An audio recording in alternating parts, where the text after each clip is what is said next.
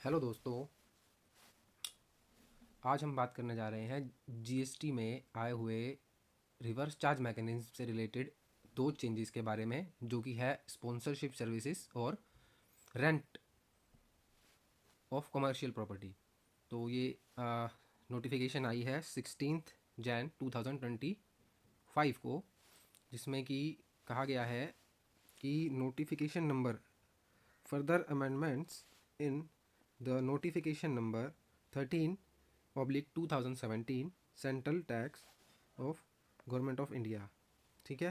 तो ये जो नोटिफिकेशन नंबर 7/2025 सेंट्रल टैक्स से जो रिलेटेड नोटिफिकेशन आई है, ये अमेंडमेंट करने के लिए आई है नोटिफिकेशन नंबर 13/2017, जो कि बात करती है related to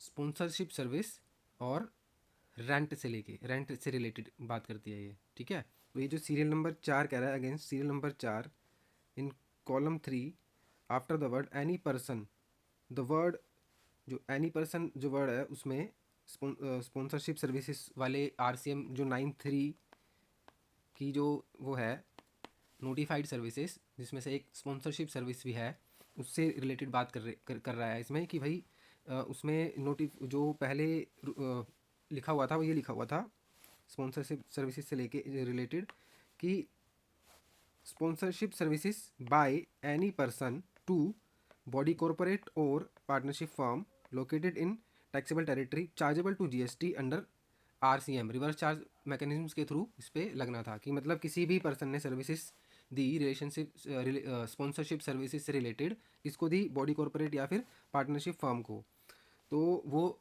reverse charge mechanism के अकॉर्डिंग टैक्सेबल होती थी। मतलब जो रिसिपिएंट ऑफ सर्विस होता था वो उस पर जीएसटी पे किया करता था। तो अभी इन्होंने वर्ड एनी पर्सन, जो ये वर्ड है एनी पर्सन, इसको जो है रिप्लेस किया है any person other than a body corporate, ये यहाँ पे इंसर्ट किया है। तो इसका मतलब ये हो गया कि जो एनी पर्सन है उसमें से बॉडी कॉरपोरेट को हटा दिया गया। मतलब any person other than body corporate अगर ये सर्विसेज स्पॉन्सरशिप सर्विसेज देंगे इनको तो रिवर्स चार्ज में होगी। अदरवाइज इसका मतलब क्या निकल के आया, इसका इफेक्ट क्या पड़ा, मतलब अगर बॉडी कॉरपोरेट ने दिया, अगर वो कहता है एनी पर्सन पहले था, ठीक है, इस नोटिफिकेशन से पहले, अब आ गया any person other than body corporate. ठीक है, अगर वो देगा तो आरसीएम में है, आरसीएम में ही पे करेंगे ये लोग। ठीक है, बॉडी कॉरपोरेट पार्टनरशिप ये सब लोग। ठीक है, अगर बॉडी कॉरपोरेट ने दी, अब अदर देन की बात कर रहे हैं, तो बॉडी कॉरपोरेट की अगर बॉडी कॉरपोरेट अगर स्पॉन्सरशिप सर्विसेज देगा तो वो आरसीएम में नहीं आएगा। ठीक है, वो जाएगा आपका एफसीएम में, फॉरवर्ड चार्ज मैकेनिज्म में बॉडी कॉरपोरेट खुद ही पे करेगा। तो ये इस नोटिफिकेशन के थ्रू इन्होंने अमेंडमेंट करी है इस चीज़ को लेके। ठीक है, मतलब इफेक्ट क्या पड़ा इसका, अगर बॉडी कॉरपोरेट ने स्पॉन्सरशिप सर्विसेज दी किसी और को, चाहे मतलब लाइक बॉडी कॉरपोरेट को, पार्टनरशिप को, तो उस केस में क्या होगा, मतलब इसका मतलब तो हो गया सभी हो गए ना, ऑल। तो इसका जीएसटी जो पे होगा फॉरवर्ड चार्ज मैकेनिज्म में बॉडी कॉरपोरेट खुद ही करेगी। इस नोटिफिकेशन के थ्रू ये चेंज करा इन्होंने।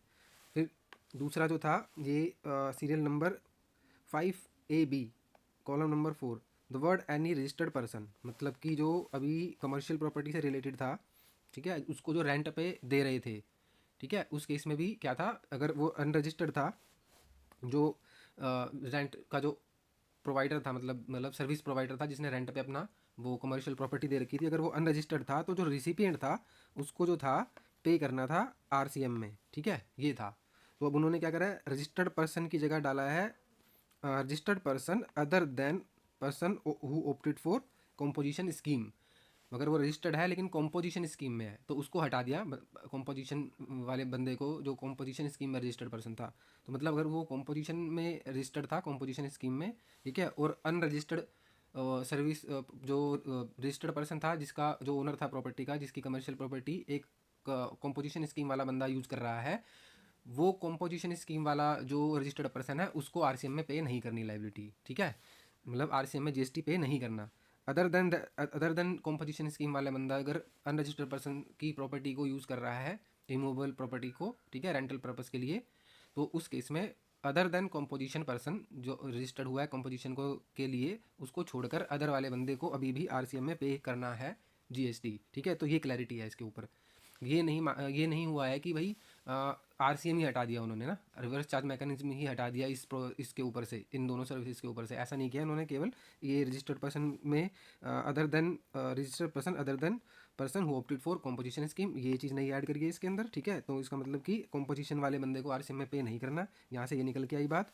और जो स्पॉन्सरशिप वाले में है उसमें सिर्फ सिंपल सी एक चीज़ ये हुई है कि जो बॉडी कॉरपोरेट है वो अगर स्पॉन्सरशिप सर्विसेज किसी को प्रोवाइड कर रहा है तो body corporate forward charge mechanism में ही जीएसटी पे करेगा, ठीक है। पहले क्या था, एनी पर्सन, कोई भी पर्सन को बोल रहे थे कि अगर कोई भी पर्सन स्पॉन्सरशिप सर्विसेज दे रहा है, ठीक है, किसी और को, तो जो सामने वाली पार्टी होती थी, जो रिसिपिएंट होती थी, उसको आरसीएम में जीएसटी पे करना होता था। तो अब इन्होंने बॉडी कॉरपोरेट अगर सर्विस प्रोवाइड कर रहा है सामने किसी और पार्टी को, तो अब बॉडी कॉरपोरेट के ऊपर तो खुद से ही फॉरवर्ड चार्ज मैकेनिज्म में ही उसको जीएसटी पे करना पड़ेगा, सामने वाली पार्टी को जीएसटी आरसीएम में पे नहीं करना पड़ेगा। तो ये दो clarification, notification number 7/2025 central tax से जो है इन्होंने 16 जनवरी को ये नोटिफिकेशन लाके इसको चेंज किया है।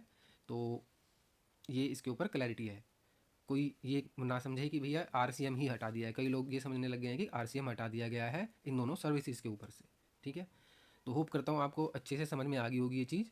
और अभी आप 16 जनवरी से इस चीज़ को अपने उसमें इम्प्लीमेंट करेंगे और इस चीज़ को ध्यान रखेंगे। Thank you so much video को देखने के लिए। और अगर वीडियो आपको इन्फॉर्मेटिव लगी हो तो कृपया लाइक और सब्सक्राइब करें। धन्यवाद।